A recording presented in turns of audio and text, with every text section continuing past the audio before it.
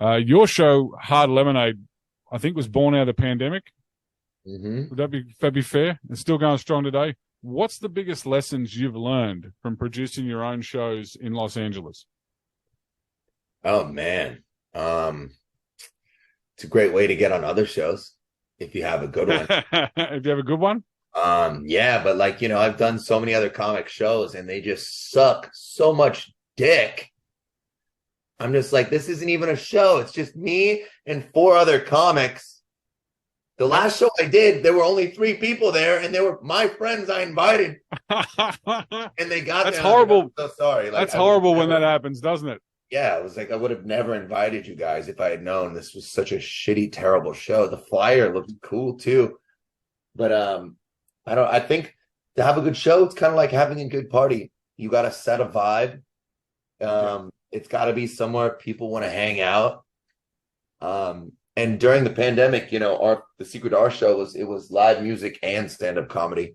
And everyone was starved for entertainment because we couldn't go out. We couldn't go to bars. We couldn't do anything.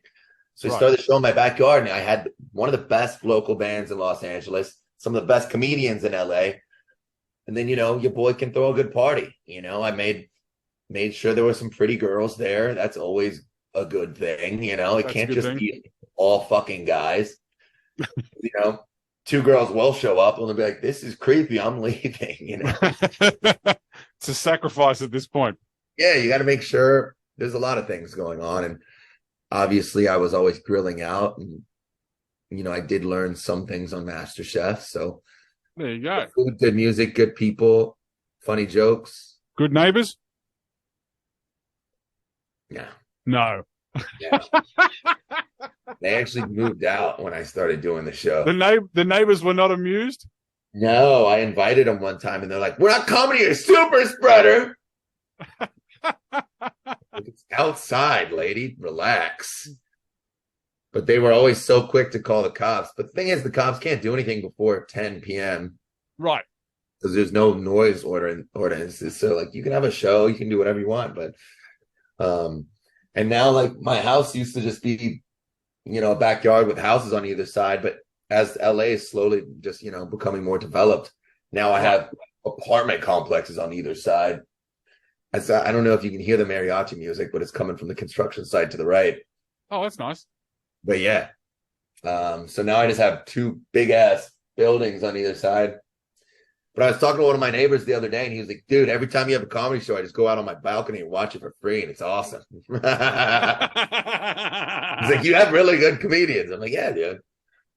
But that's a good thing, too. That adds to more atmosphere, to be honest. If you've got people watching from balconies, you're like, okay, this is cool. Yeah. And I think another secret to, having a good show and just continuing a good show is not just putting up your fucking unfunny friends. You got to put up really funny comedians. Yeah, that's what I've realized on my second show now. And someone gave me a really good compliment in the last one. They said, usually when we come to a comedy show, there's like 3 good comics and usually 2 or 3 bad ones. They said, but somehow you managed to get together 7 killers, just went back to back to back to back to back. And I was like, yeah. I was like, that's fucking worked out cool. I was like, but you're right. You've got to, you find yourself in a position where you've got to tell people no. Yeah.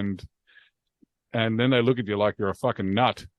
Yeah. And they're like, what do you mean no? I'm like, no. Yeah. Sorry, mate. I'll do it with my Australian accent comedy, too. man. Like, no. Work on your comedy and come back to me. And that's one of the reasons I got good, because I was always the worst one on my show.